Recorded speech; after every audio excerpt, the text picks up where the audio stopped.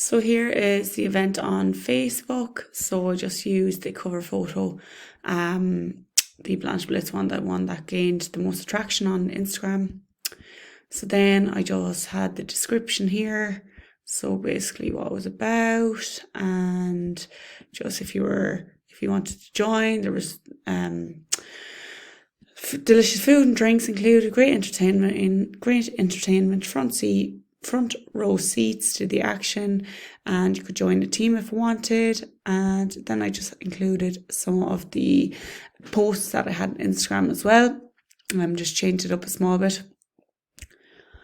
And yeah, and then here was the find us on Instagram. So basically QR code to find us on Instagram, and then the Blanche Blitz logo, and then just the poster. So that was the event created. Then you could just tag the location of the event, and it was public.